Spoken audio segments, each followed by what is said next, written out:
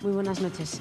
Hoy vamos a hablar en la segunda parte del teatro crítico de un tema muy controvertido, de la guerra, nada más y nada menos. Algún tema que tenemos muy reciente o muy constante, porque es difícil no poner los informativos o no leer la prensa y encontrarse con alguna noticia relacionada con la guerra.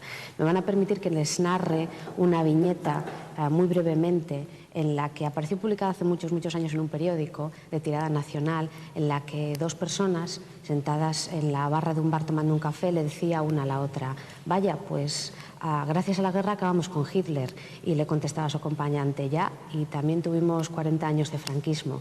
Pues eso, la contradicción que supone que una guerra acabe con el nazismo en Europa y que al mismo tiempo una guerra consiga o traiga a un país una dictadura durante 40 años, pone de manifiesto que en el asunto de la guerra no se puede ser tan simple como para concluir que se es partidario o no se es partidario de la guerra. Para charlar un poco de este asunto y profundizar más en este tema, nos acompañan esta noche Tomás García López, buenas noches, Marcelino Suárez Ardura y José Manuel Rodríguez Pardo. Bueno, pues les doy la palabra. Señores, ¿es realmente controvertido el tema de la guerra? ¿Es claro o no? ¿Sabemos de lo que estamos hablando? ¿Por dónde empezamos? Bueno. O mejor, don Tomás, ¿se puede concluir soy partidario? Bueno. No, yo creo que no. Yo creo que eso es una contestación completamente psicológica. Yo creo, y son las tres nociones fundamentales que dejaría sobre la mesa, que la guerra es una categoría política que gira en torno al concepto de Estado, y que los estados se constituyen precisamente, entre otras razones, precisamente en función de la guerra. Que no hay un solo tipo de guerras, porque tú hace un momento pues acabas de referirte a la guerra mundial y después a la guerra civil, entonces serían dos géneros. Y precisamente, como es habitual en esta tertulia, la clasificación de los tipos de guerra la tenemos de forma magistral. Yo creo que esto no se puede superar en el libro de Gustavo Bueno, La vuelta a la caverna, terrorismo, guerra y globalización, donde nos lleva precisamente a 5 géneros de guerra y un sexto que sería mixto. De esos 5 géneros, los 2 ejemplos que tú has puesto, la guerra mundial sería una guerra entre estados, y la guerra civil, eso es. Bueno, luego vamos a ir a los géneros de la guerra. Pero yo añadiría algo más, porque ya quiero yo poner sobre la mesa la siguiente cuestión. Parafraseando a Heráclito, que decía que la guerra es el padre de todo, yo diría que la guerra es el padre de la historia. Y la constitución de los estados no puede entenderse al margen de la historia. Esta orientación de tipo político, según la cual pues la guerra es una categoría política y solo se puede entender desde esas coordenadas, excluye los enfoques etológicos, antropológicos. El etológico, pues creer que la guerra es una prolongación de la agresividad, o el antropológico que vemos en La paz perpetua de Kant, que la guerra es cosa de salvajes, entonces que hay que superar esa etapa para llegar a la civilización. Es todo lo contrario, la guerra es un producto civilizatorio, y precisamente uno de los géneros, el género cero, del que habla el profesor Gustavo Bueno, es la negación de que entre las sociedades preestatales pueda haber guerra. Tampoco la guerra tiene que ver con ambición de poder, es decir, que no es cosa de un chalado, sino que es otro asunto, y tampoco la reducción de la guerra a la cuestión ética de no a la guerra, sencillamente porque conculca las normas éticas. Yo creo que poniendo sobre la mesa esto, pues ya tenemos Nos abruma, don Tomás, porque acaba de poner encima de la mesa un montón de temas. Las 4 nociones sobre las que yo creo que hay que iremos hablar, poco a ¿verdad? poco hablando sobre ellos. Quisiera, porque usted lo ha mencionado ahora en su sintética pero brillante exposición. Gracias. Quisiera que nos refiriéramos a lo que se conoce como la idea mundana de la guerra, la idea filosófico-mundana de guerra, que lo ha hablado Tomás, que es una idea zoológica de la guerra, en la que se confunde la agresión con la violencia, en la que la guerra respondería a un instinto animal del hombre. Bueno, pues sí, lo que se suele pensar sobre este tema es que en el fondo el mecanismo a partir del cual pues brotan los conflictos bélicos pues es un mecanismo de tipo etológico, de tipo genético, biológico, ¿no? Es lo que algunos etólogos como Ives Fellow, McFarlane Barnett o el mismo Desmond Morris pues intentan reducir. Parece que intentan reducir la guerra a mecanismos de tipo biológico, pero sin tener en cuenta las instituciones culturales. Entonces, esta idea de guerra que reduce todo a mecanismos biológicos o genéticos se puede entender como una idea mundana, como una idea no filosófica, en la medida en que pretende reducirlo a una categoría, ¿no? Vendría a ser más o menos el asunto. Don José Manuel. Bueno, realmente lo que la gente entiende por la guerra, lo más cercano es lo que aquí llamamos en Asturias la agarradilla, ¿no? El agarrarse, el engarrearse, ¿no? Es una pelea muy cercano a lo que comenta Marcelino de la guerra como agresión, aunque claro, muy distinto, porque no es lo mismo un chimpancé agarrándose con otro que alguien que, por ejemplo, pues utiliza palos o piedras o incluso pues armas de fuego. Lo que pasa es que en nuestra sociedad actual está muy denostada esa idea de la guerra, de la violencia. Se considera algo pues propio de gente antisocial. Y yo creo que esto viene sobre todo porque estamos en una sociedad de bienestar, de tranquilidad, que lleva muchos años de paz. Y entonces todo lo que sea un conflicto, sobre todo un conflicto lejano, que obliga a la gente a alistarse, a trasladarse a otros lugares, pues la gente no quiere participar en eso. Eso se ve en Estados Unidos constantemente, con el poder militar que tiene. Todas las guerras que ha tenido que emprender pues, en los últimos 50 años, en Corea, en Vietnam, en Irak, pues, es que le es imposible ganar las guerras porque la gente no quiere seguir yendo a luchar allí. Y eso es un detalle muy importante a la hora de hablar pues, de la guerra, de la paz. Claro, esto es un tema muy complejo que supongo que iremos abordando en la tertulia. Claro, por ejemplo, en el caso de Robert Ardrey, ¿no?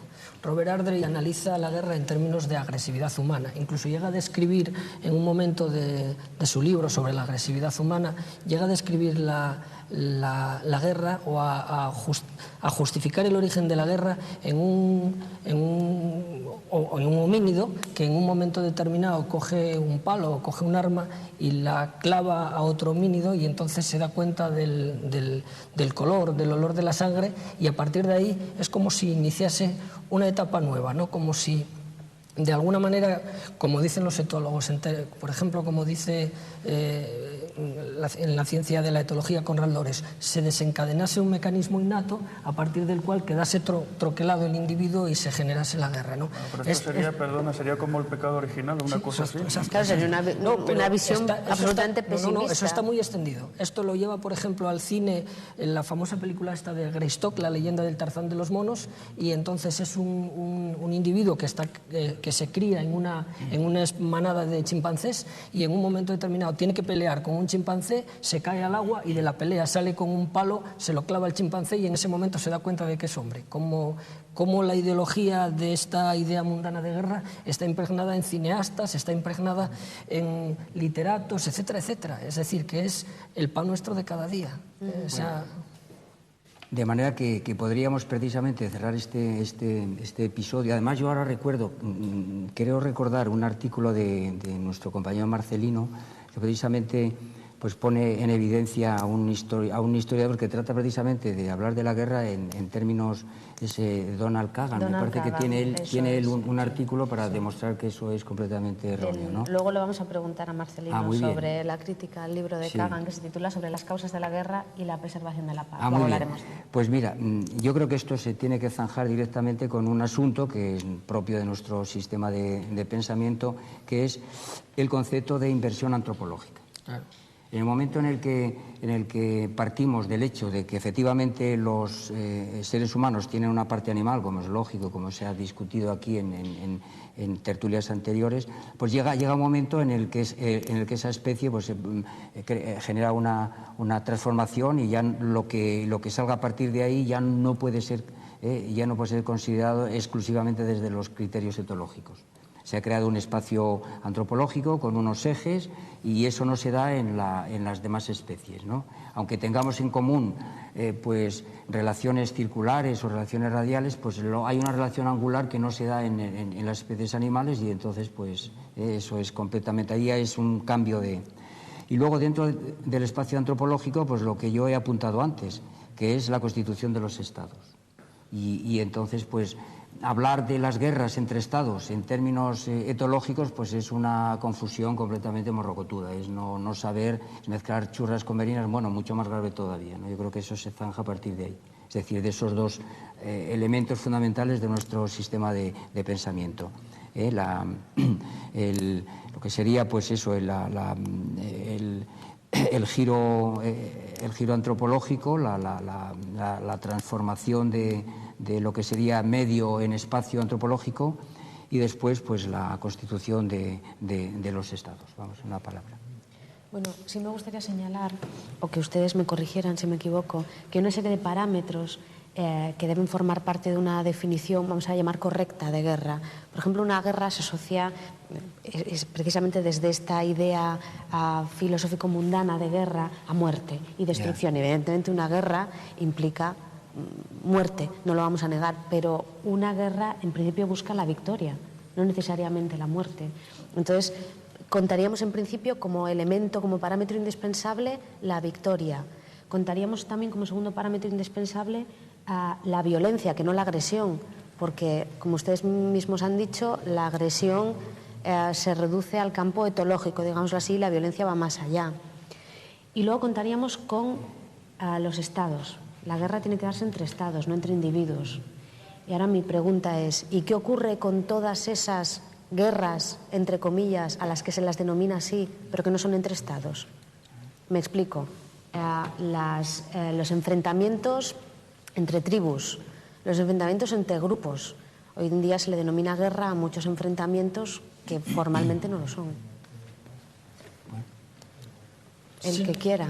Tiramos de la clasificación. ¿Claro? Sí, pero bueno, aquí lo que ocurre también es que se están aplicando parámetros una vez que las guerras ya existen. Es decir, lo que se está haciendo es una especie de dialelo a partir de la guerra existente, como si cuando nosotros, como cuando llamamos, por ejemplo, hombre pues al procónsul, o llamamos hombre pues al Australopithecus afarensis. Lo que hay ahí es una especie de dialelo, es decir, de vuelta hacia atrás, por decirlo de alguna manera sencilla, a partir del cual nosotros empezamos a llamar guerra. ¿Por qué? Porque reconocemos en aquellas guerras que diríamos que son guerras entre tribus y que todavía no han estado en un estado o no han llegado a un estado de civilización, pues entonces reconocemos determinados elementos, reconocemos que utilizan armas, que utilizan flechas y esto también se ve incluso incorporado pues en las guerras medievales, pero las guerras medievales tienen otros canales institucionales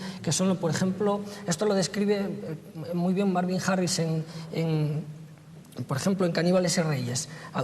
Se analiza cómo los Maring, por ejemplo, en las montañas Bismarck, pelean entre sí, pero a la hora de pelear entre sí no hay especialistas. Prácticamente va toda la tribu a pelear. Y primero hay una fase en la que están unos como al lado, como si fuesen tiradores de cuerda, unos al lado de la frontera y otros al otro lado, y empiezan a insultarse, a lanzarse objetos, hasta que en un momento determinado se hiere a alguien y comienza la lucha. Pero la lucha involucra a toda la tribu, no involucra a un grupo de especialistas muy preciso y muy determinado. No. Entonces llamamos guerras a este tipo de acciones entre seres humanos, pero contando desde la parte de la guerra. Yo creo que por ahí... Desde el Estado. Exacto, contando desde el Estado, por supuesto, exacto. Por ahí podrían ir bueno, la solución a decir por qué ocurre esto así, ¿no? Pienso yo, no sé cómo... Sí, bueno, nada, de hecho el profesor Bueno en su clasificación pues considera que esto sería el género cero, que prácticamente no es, no entraría dentro de la categoría sensu estricto guerra, claro, esta es la cuestión, que es género cero. Y entonces, lo cual no quiere decir que siempre las guerras sean entre estados, porque también pueden darse, claro, situaciones entre el Estado y tribus, pues esto que ya Aristóteles llamaba guerra civilizatoria, y que tiene que ver naturalmente con el equilibrio expansivo de un imperio que tiene que dominar pues, ciertos territorios habitados por sociedades que no son todavía estados, sino que son sociedades preestatales. Este es otro tipo de los 5 que él establece. ¿Y las guerras civiles? Pero serían guerras entre estados, porque aunque sean dentro de un estado, normalmente suele haber terceras potencias que apoyan a uno u otro bando. En la Guerra Civil Española se vio esto claramente, como el bando rebelde, el franquista, pues estaba apoyado por Italia y Alemania, y el bando leal o el Frente Popular estaba apoyado por la Unión Soviética. Y el grado distinto de control que tuvieron la Unión Soviética o el eje sobre uno u otro determinó luego la victoria, porque al final la Unión Soviética controló tanto al Frente Popular que realmente se volvió inane. Incluso a pesar de tener pues, una cierta superioridad, bueno, esto son cuestiones ya de historiadores, pero que realmente estaba en disposición de vencer, pero por cuestiones políticas, de la propia política de la Unión Soviética, que quería evitar que le atacasen, que empezase la guerra en Polonia, que los nazis le atacaran directamente en Polonia, al final pues la guerra civil se decanta del lado que sabemos que se decantó por ese motivo. Entonces realmente la guerra civil puede ser una guerra entre estados, pero encubierta. Bueno, sí, totalmente de acuerdo. Totalmente de acuerdo. Yo quería comentar lo siguiente, ¿no? El ejemplo de la guerra civil española me parece ideal y además José Manuel lo ha expuesto muy bien, pero tenemos un ejemplo también bastante claro que es la guerra civil rusa, la guerra que va desde 1918 aproximadamente hasta 1921. Ahí se enfrenta el ejército blanco con el ejército rojo tras una revolución. Después del tratado de Brest-Litovsk en 1917, los rusos tienen que ceder una serie de concesiones a los alemanes porque eso le interesaba a los alemanes, que se encuentran en una guerra entre estados. Pues la cuestión aquí es muy interesante porque hay, por una parte, una guerra entre estados, y cuando los rusos consiguen hacer estallar la revolución, resulta que parece que hay una guerra civil, pero en el fondo no es una guerra civil, porque en 1921, la medida en que los rusos firman el tratado de Brest-Litovsk con los alemanes, una vez que acaba la guerra, los aliados, que van a ser Francia e Inglaterra, esos que decían, por ejemplo, Lloyd George decía estrujar a Alemania hasta que deje de piar en los tratados de la paz Entonces resulta que el ejército blanco está pagado por los franceses, por los ingleses y por los mismos alemanes. Es decir, están los ejércitos de las naciones que habían vencido en la Primera Guerra Mundial pagando al ejército blanco y manteniendo el ejército blanco para, una vez derrotado los alemanes en 1918, acabar con los rusos, acabar con la revolución rusa. Ahí inmediatamente los rusos tuvieron que hacer una cosa que no... los revolucionarios, que fue una cosa que además es muy, esto lo cuenta Hobsbawm, que es muy paralela a lo que hicieron los revolucionarios franceses una vez que estuvieron los ejércitos de Viena a punto de ocupar Francia, que es cortarle la cabeza al Capeto. Bueno, pues los revolucionarios rusos acaban con la familia del zar en ese momento. ¿Por qué? Porque en aquel momento era el único nexo de continuidad con el Estado aristocrático y autocrático zarista. No lo estoy justificando, estoy diciendo que fue así, que fue así, y que hay una guerra entre estados sumergida. Pero el caso de la revolución bolchevique es muy peculiar, porque estaba la Primera Guerra Mundial, estaba Rusia envuelta en la Primera Guerra Mundial. Bien. Hay una revolución en abril del 17, que sin embargo mantiene más o menos las cosas como están, y aprovechando ese descontento los bolcheviques toman el poder en octubre y firman el armisticio. Y después, cuando ya acaba la Guerra Mundial, es cuando las demás potencias se lanzan contra la Rusia soviética. Digamos que es un estadio de guerra-paz muy interesante. Sí, pero lo único que quiero decir es que no hay una guerra civil en el fondo, que ahí hay una guerra internacional, bueno, es decir, dentro de Rusia, ¿no? Como yo con independencia de lo que están apuntando mis compañeros, querría apuntar con respecto al concepto de guerra civil, que además de eso, claro, por supuesto, y en la nuestra se dio sin duda alguna, pues también justamente el profesor Bueno lo pone como caso límite, porque en realidad no se puede hablar de que el Estado luche contra sí, porque hay partes, el Estado tiene partes, y entonces pues una parte puede ser una fracción del ejército, una clase social, una región, como apunta él, que quiere el control del Estado, El problema es la lucha por el control del Estado entre partes. Y otra cosa es que luego los otros estados exteriores pues, puedan intervenir por intereses propios, porque les viene bien por razones económicas o por ampliar sus fronteras o por crear pues, los corredores para ir a un determinado lugar. Es decir, que en una guerra civil propiamente no es una guerra del Estado consigo mismo, aunque indirectamente intervengan estados, sino que es una guerra de partes dentro del Estado. Y por tanto sería el otro caso límite. Si la guerra entre tribus no se puede llamar guerra porque no hay estados, la guerra civil propiamente, sensu estricto, tampoco sería guerra, sino que sería enfrentamiento entre las partes de un estado. Y entonces los tres géneros que realmente son considerados por la taxonomía del profesor Bueno son estos tres, en los cuales, claro, el central es la guerra entre estados, Luego estaría precisamente lo que apunté antes de un estado que se extiende precisamente a través de un imperio, precisamente dominando pues lo que es el territorio del espacio donde habitan sociedades preestatales, y luego el conflicto que se produce, por ejemplo, en el Imperio Romano cuando hay invasión de pueblos bárbaros, que son tribus y que invaden un estado en periodo de expansión, y ese es otro tipo de guerra, claro, sin duda alguna. No, eso es, claro. Es así, ¿no? Y además es curioso porque, por ejemplo, cuando César escribe el De Bello Gallico, la guerra de las Galias, ¿no? Y describe las luchas con Vercingetoris, entonces César, que escribe en tercera persona como para decir, el que narra estas hazañas del César no es el César, dice, cuando el César mandó legados a Vercingetoris, bueno, tiene frases de ese tipo, ¿no? Y el César es el que está escribiendo, viene a conceder a Vercingetoris una organización de sus ejércitos y de las confederaciones de los pueblos con los que se alía, como si fuese un estratega de un Estado. Es decir, tiene que concedérselo. En el fondo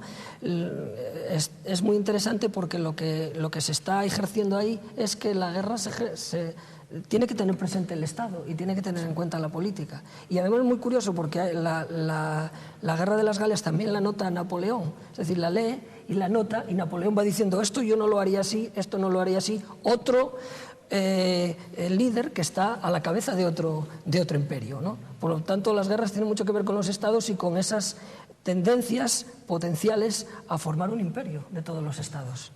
Eso es importantísimo. A propósito de lo que usted acaba de decir, que la guerra tiene que tener en cuenta la política, y también a propósito del libro que don Tomás nos ha traído, de la guerra, de Karl von Clausewitz, quisiera leerles una frase de Clausewitz. La guerra es la continuación de la política por otros medios. ¿Están ustedes de acuerdo?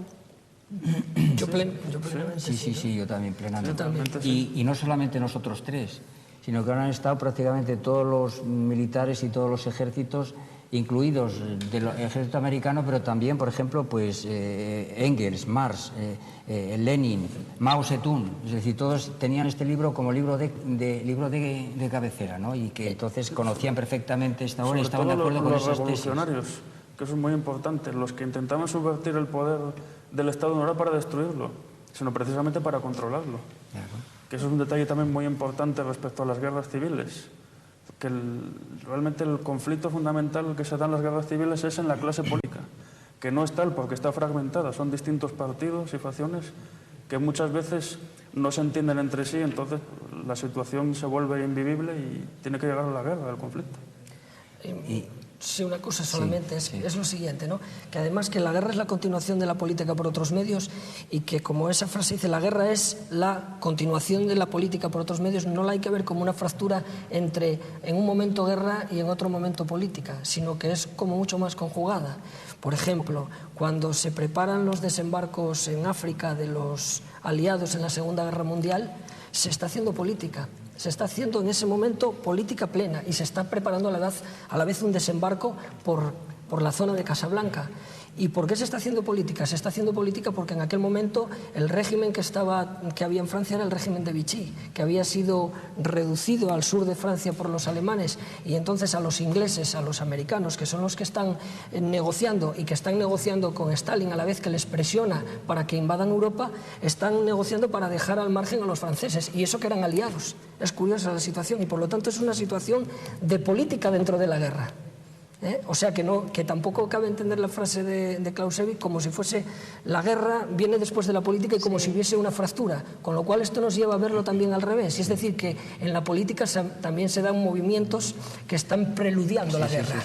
Incluso llega a utilizar el concepto de instrumento, la guerra como un instrumento más, Exacto. al lado de otros, como la diplomacia, como las reformas, en fin. Claro, la guerra es un y instrumento por eso de la política. No siempre todo conflicto, digamos, o toda discrepancia lleva a una guerra, porque puede haber guerras prudentes o imprudentes. Hay guerras que pueden conducir al desastre, al fracaso total. En fin, hay muchos ejemplos sobre eso y otras guerras que llega un momento que no se pueden evitar, entonces tienen que llegar. Usted ha adjetivado a la guerra como prudente e imprudente. ¿Qué me dicen del adjetivo que se le puso a la guerra de Irak, justa o injusta? Vamos, yo particularmente creo que es un calificativo desacertado.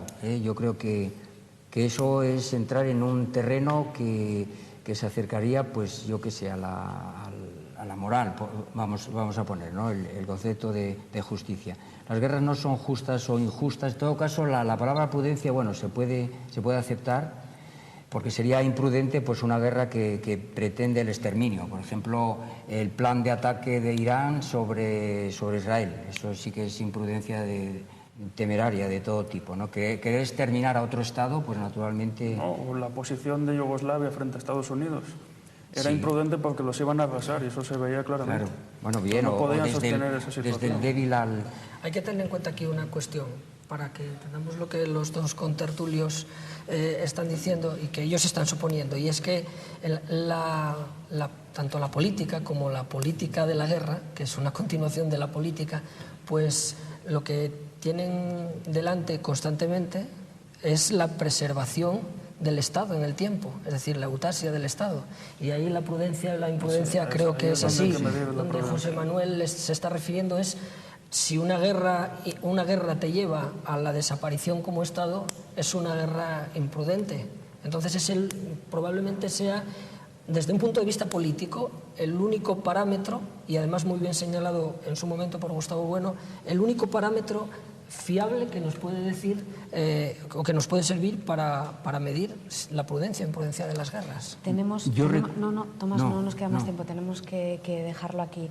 Hay una frase latina muy, muy conocida y muy extendida que dice que si quieres la paz has de prepararte para la guerra.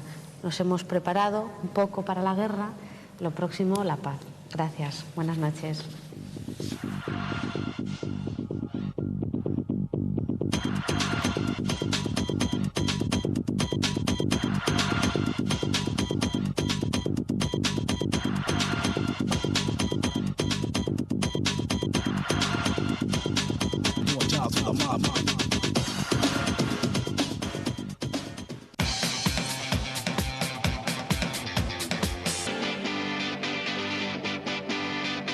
El mueble.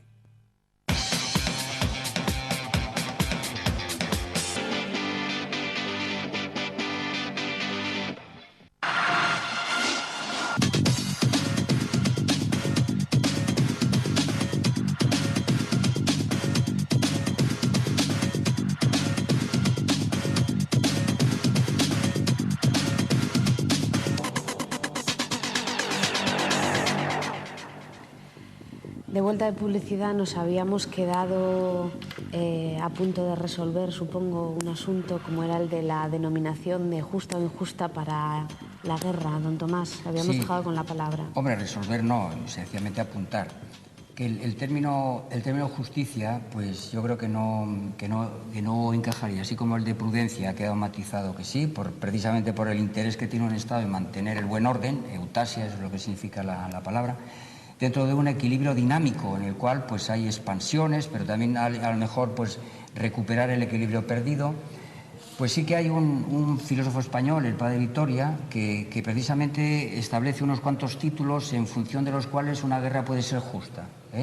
Es el padre Vitoria, en la Edad de Oro española. Pero resulta que esa noción que él tiene nos remite precisamente a una paz que nosotros calificamos de paz poética y que se liga mucho pues, a la idea de la repugnancia a la guerra por razones éticas.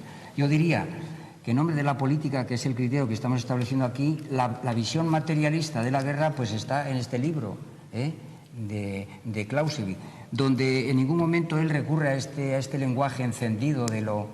Y entonces ahí la prudencia, en nombre de la prudencia, un Estado tiene que mantener su orden interno, su eutasia, tiene que mantener su equilibrio dinámico y tiene que defender sus intereses. Esta es la cuestión, sus intereses, sus fronteras y también en algunos momentos el tener ciertos corredores o ciertos espacios geopolíticos de gran interés estratégico, y en función de eso las guerras tienen una explicación absolutamente material, y por tanto apelar a estos otros conceptos pues que muchas veces son intereses absolutamente pues radiales, económicos, es decir, materias primas, alimentos, en fin, mercados desde el punto de vista de las relaciones circulares, y que entonces pues eso no es ni justo ni injusto, eso interesa o no interesa a un Estado. La cuestión es que el Estado, por supuesto, cometa imprudencias y entonces pues arruine su propio equilibrio dinámico. Entonces sí, entonces ya entraríamos ahí en otra dinámica.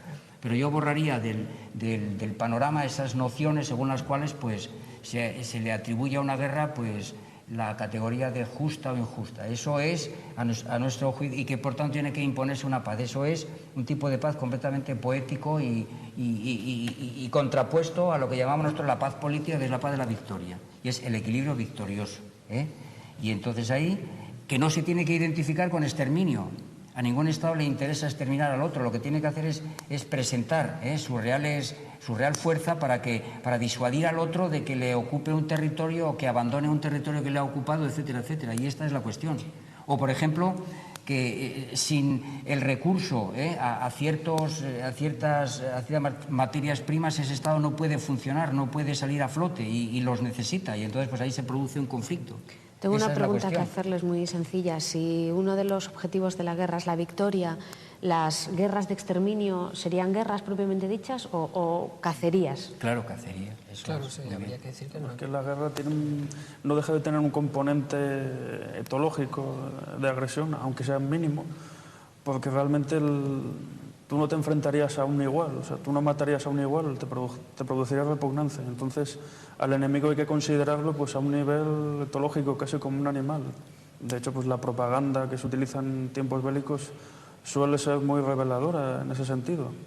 Entonces, pues una guerra de exterminio, digamos que es el caso más cercano pues a la agresión, al ataque interespecífico, que dirían los etólogos. O sea, digamos que sería eso, agresión animal, pero como decía Marcelino, con instituciones, con armas culturales, incluso de fuego, bombas atómicas incluso, como el caso de las bombas de Hiroshima y Nagasaki.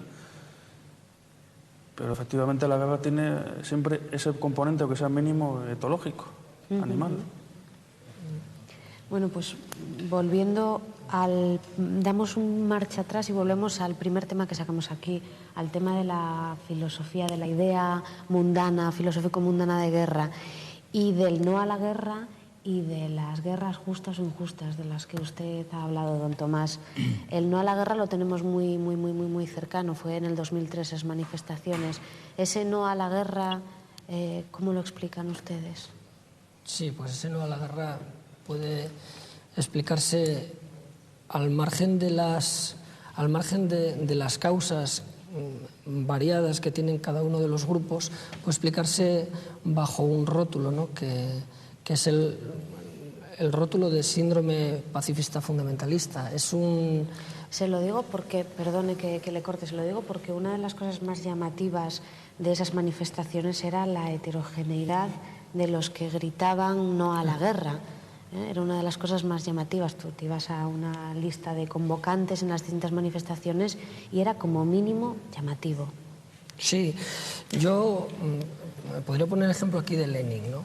Cuando escribe el imperialismo como fase superior del capitalismo y analiza el capitalismo financiero, etc., en el fondo Lenin se está oponiendo a la guerra. Se está oponiendo a una guerra que él entrevé en las primeras páginas del libro, que él entrevé inminente, ¿no? cuando está escribiendo aquello en Zúrich.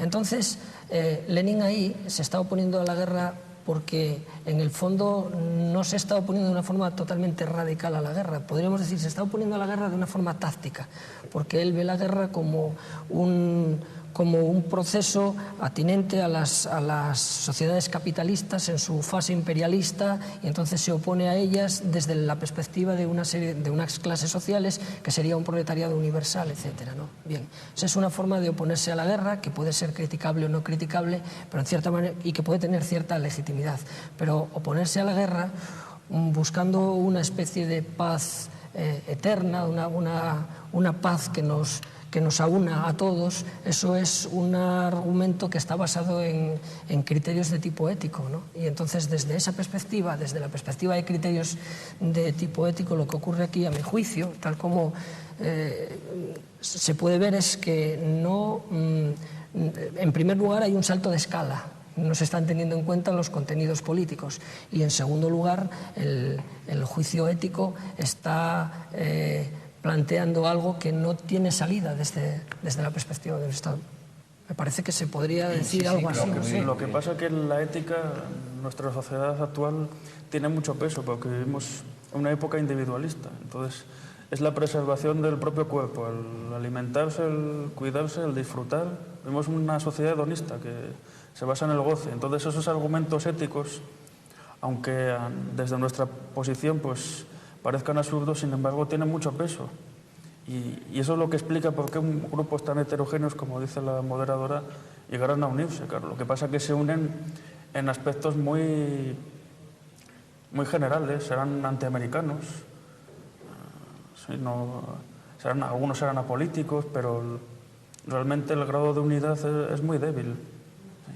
Y en cuanto los ejércitos norteamericanos iban avanzando en Irak, pues la gente plegaba velas, además en el sentido más literal, porque las velas que se iban poniendo por el no a la guerra se iban apagando.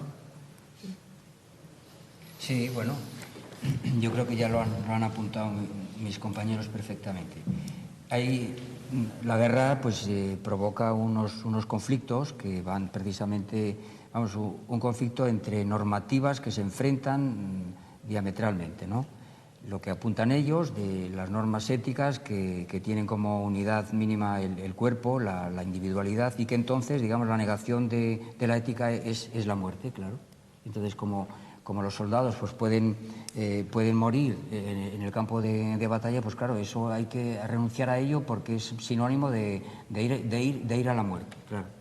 Pero desde el punto de vista moral o desde el punto de vista político hay que contemplarlo de otra manera. Y es que esas personas que mueren ahí pues son precisamente los héroes, son los individuos que están haciendo algo muy importante pues por la eutasia de su Estado y por la defensa de los intereses de su Estado, dentro de las coordenadas que hemos dicho anteriormente. Y entonces, en esta guerra de la que acabamos de hablar, si resulta que ahí teníamos unos compromisos, unas alianzas, los estados se relacionan entre ellos, y entonces pues eso hay que cubrirlo, hay que tenerlo en cuenta. Si un estado te ofrece a ti unos servicios, pues tú no puedes defraudar después cuando él te solicita un apoyo o una ayuda, ¿no? Por otro lado, no se puede afirmar pues que España no tuviera ahí sus intereses materiales en relación, por ejemplo, a fuentes energéticas. Eso no hay que, esa dimensión no hay que olvidarla, aunque el pretexto, en tanto la primera guerra del Golfo como la segunda guerra, la guerra de Irak, pues tienen pretextos de tipo, podríamos decir, pues circular, seguridad, atender a un Estado que ha sido invadido, etcétera. En el fondo también subyace un interés material que es el petróleo, y es la subida de los precios del petróleo, porque hay un Estado que parece que amenaza por ahí, ¿verdad? Entonces ahí los intereses españoles pues tampoco estaban al margen de cierta posibilidad de entrar a lo mejor ahí, ¿verdad? Y entonces creer que todo eso puede ser desbancado por el escrúpulo ético de no a la guerra porque hay muertes, etcétera, es completamente una cosa, pues eso, de baja categoría. Y además alentarlo desde arriba, pues eso ya, vamos, es una imprudencia mayor, vamos, porque puede ocurrir que se necesite dentro de un momento, por las razones que sean, por la eutasia de nuestro Estado, y a ver qué hacemos. Sin embargo, don Tomás, a ver qué hacemos. Esa idea que usted dice que ha calado tanto, que puedo estar de acuerdo, en un mundo convulso como este, en el que las guerras, como he dicho, no son nada extraordinario, han hecho que el ejército, en este caso, por ejemplo, el ejército español, hemos asistido a lo largo de los últimos meses a una serie de campañas publicitarias en las que el ejército sirve para atender a gente que ha sufrido una catástrofe natural, para cuidar el medio ambiente en la última campaña. Sin embargo, no se presenta el ejército como para lo que, en principio, debe ser su primera función, que es hacer la guerra. Le han sacado de quicio al ejército, lo han convertido en una ONG. Claro, lo que pasa que sí es gubernamental, porque efectivamente pues, se paga con el dinero público y es un elemento del Estado fundamental, pero nuestro ejército realmente pues, no tiene mucha autonomía, está dentro de la OTAN y depende pues, precisamente de quienes salvaguardan la paz que vivimos ahora, que es Estados Unidos. Entonces, pues si tiene que ir a Afganistán o si tiene que ir a Irak, pues será porque estamos en la OTAN y porque dependemos de Estados Unidos. Sí, pero sin embargo se cuidan muy mucho quienes lo envían de utilizar la palabra guerra, ¿no? Ya, Quiero decir, una serie de eufemismos que, sin embargo, parece que resulta sorprendente que no se perciban esos eufemismos de una manera clara. Lo que pasa es que eso es mala fe, porque ellos mismos saben que no van a la paz, que van a la guerra. Lo que pasa es que ante sus electores, para justificarse por haber dicho no a la guerra en un momento dado, pues tienen que decir que es una misión de paz, o tienen que decir que los muertos no son en combate, sino en una misión humanitaria. En fin, tienen que justificarlo de las maneras más enrevesadas posibles. Incluso podríamos decir que las misiones humanitarias propiamente dichas, es decir, socorrer en un terremoto o socorrer en una inundación, en una avalancha, cuando va el ejército, ya al margen de la función que vaya a ser, pues desescombrar o desenterrar personas, etcétera, lo fundamental aquí es que el ejército está presente allí. Es decir, y el ejército está presente ya no como una organización no gubernamental, sino que está presente como España. Y eso genera vínculos diplomáticos con mayor o menor fortaleza en su nexo, pero esos vínculos diplomáticos presuponen a esa capa del Ministerio de Exteriores, por decirlo así, o del Ministerio de Defensa, que están actuando en otros países, y allí estuvo el ejército. Quiero decir que, aunque vayan con la pancarta de que venimos en una acción de paz o en una acción humanitaria, está el ejército, porque ¿por qué va el ejército a una acción humanitaria y no, por ejemplo, los bomberos? Es decir, porque el ejército en esa acción humanitaria se está entrenando en cuestiones logísticas y de intendencia también, y eso no hay que perderlo de vista. Quiero decir que lo que quiero decir no es que quienes lo hacen, que quienes envían ahí al ejército y lo envían a esas acciones, aun haciéndolo con la mala fe, están cayendo en su propia trampa, porque envían al ejército. Esa es la cuestión. Y lo envían conscientemente. Es decir, el ejército está allí, porque quien verdaderamente fuese consecuente con sus actos, lo que tendría que hacer es decir, bueno, pues aquí disolvemos los cuerpos del ejército. No nos necesitamos para nada y entrenamos a la gente para otras cosas, pues para los perros, para salvar a la gente, pero el ejército se tiene, lo que significa que un Estado tiene que tener ejército, y lo demás, a mi juicio, es falsa conciencia. Claro, porque si soltamos las armas, otros las recogerán y nos someterán. Eso es. Ahí está. Y nada, apuntar esto, añadir en el hecho de que un Estado tiene una capa cortical que hay que defender, unas fronteras. Y luego, yo quería añadir un detalle con respecto a la guerra de Irak, Irak. Y es el hecho de que, al lado de las razones materiales que apunté antes, una muy importante, a mi juicio, es el hecho de que esa es una zona geoestratégica y geopolítica desde los comienzos de la historia. Es decir, convendría que supieran los telespectadores que esa franja es, por supuesto, un corredor, Eurasia, ¿verdad? Y todos los que han sido imperios, todos los que han tenido pues, un peso importante en la historia, han tenido que dominar aquello, y empezando por Alejandro Magno. Sí. Es decir, que Alejandro Magno, y sin embargo, estas gentes que dicen no a la guerra, pues consideran a Alejandro Magno como pues eso, la tesis aristotélica, es que fue una guerra civilizatoria, Pero es que luego viene el Imperio Romano y hace lo mismo, es decir, el emperador Trajano, el Mesopotamia y esta franja, pues la tiene que dominar porque es una zona estratégica al 100%.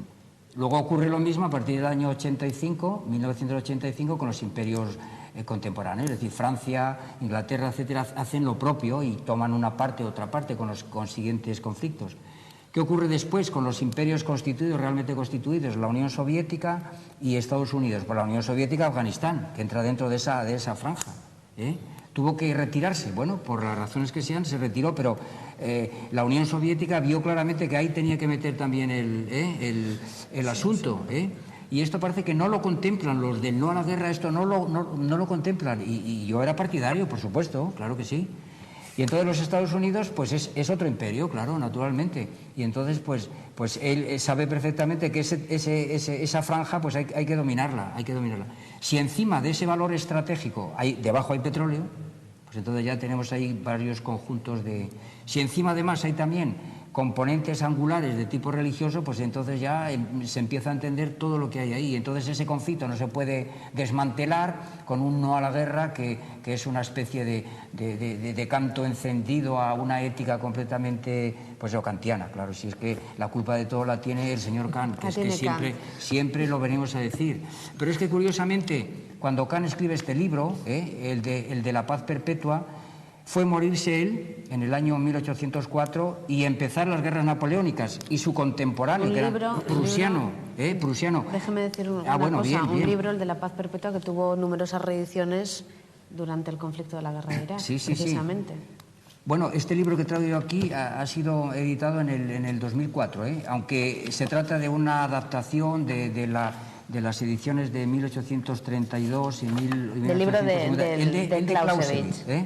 Clausewitz tuvo que enmendar la plana al señor Kant, porque si el ejército prusiano no se defiende de la invasión napoleónica, pues hubiera sido catastrófico el asunto, claro. Y él es un general prusiano, que tiene que tener en cuenta esto. Hilando con eso que acaba de decir Tomás, es cierto, porque en plena Primera Guerra Mundial, en 1914-1918, el presidente de los Estados Unidos, Woodrow Wilson, lanza sus famosos 14 puntos. Los 14 puntos del presidente Wilson no tienen pérdida porque en principio parecen puntos muy abstractos, pero que cuando uno analiza las causas y toda la fenomenología político-militar que está rodeando a la guerra, los prodromos de la guerra, pues resulta que esos 14 puntos van dirigidos a aspectos concretos que condujeron a las prolepsis, que condujeron a la guerra. Y uno de esos 14 puntos era la formación de una sociedad de naciones. Una sociedad de naciones que estaba inspirada en el kantismo de la paz perpetua cuando se funda, Estados Unidos se sale. Y que la dominaron en los primeros momentos Gran Bretaña e Inglaterra, desarticularon totalmente Austria-Hungría, haciendo que Centro Europa apareciesen un montón de estados, Yugoslavia, Checoslovaquia, Hungría, Rumanía, y que, por cierto, lo narra muy bien Robert Musil en El hombre sin atributos, y que la Sociedad de Naciones, que se funda con los principios de la paz perpetua de Kant, fue el instrumento que utilizaron Gran Bretaña y Francia para estrujar a Alemania hasta que dejase de pillar. Claro. Que decían los ingleses.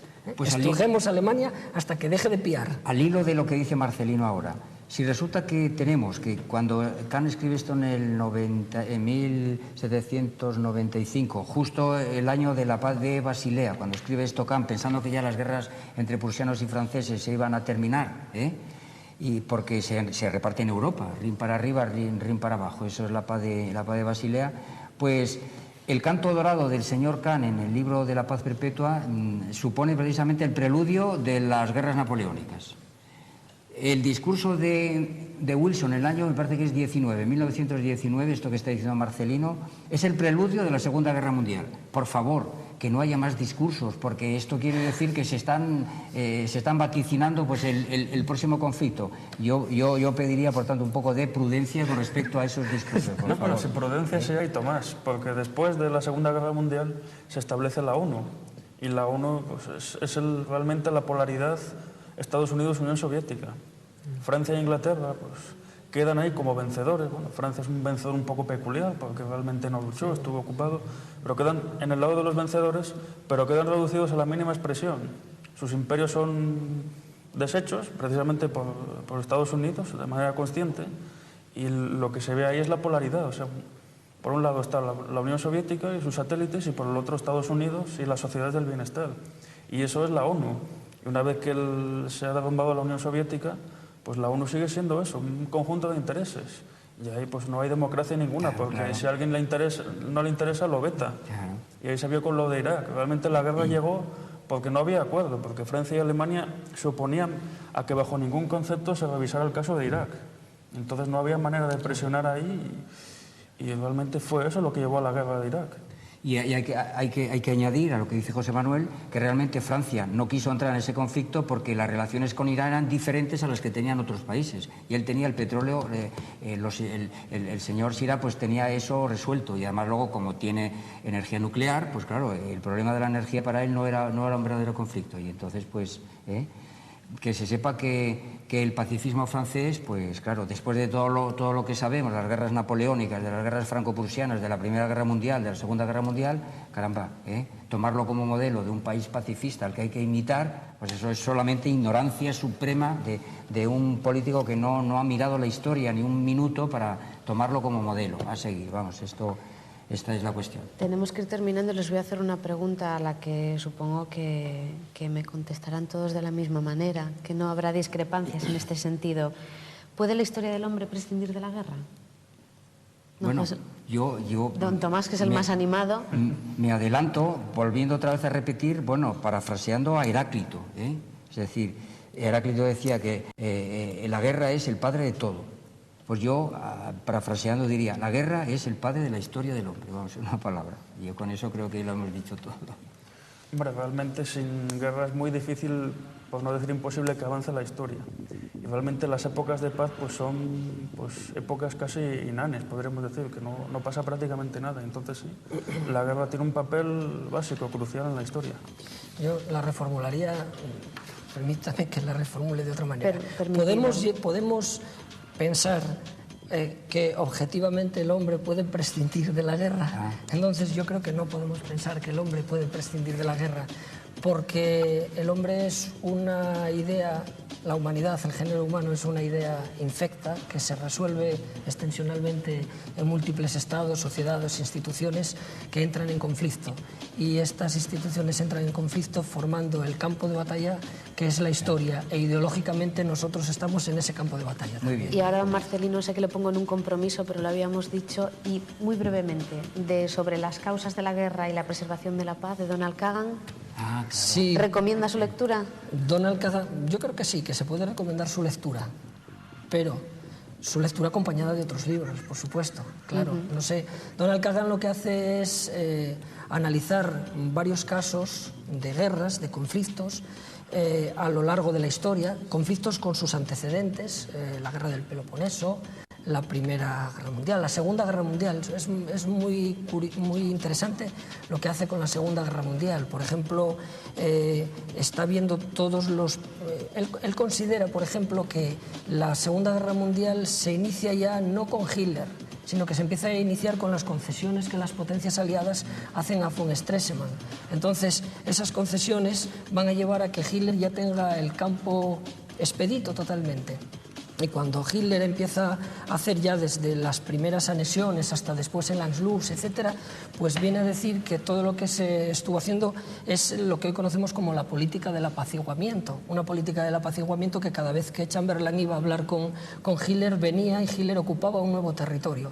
Entonces, parece que el que utiliza los diferentes casos como para dar ejemplaridad. Y en ese sentido, pues bueno, para ver a lo largo de la historia los diferentes casos que él estudia y que muestran que son casos de guerras entre diferentes estados y que además la política está conjugada con la guerra, pues resultan interesantes. Lo que ocurre que Donald Kagan pues lo que hace es envolver todo de una ideología, ¿no? Y lo que viene a decir, o al menos así lo he interpretado yo, es que las causas de la guerra están relacionadas con el honor.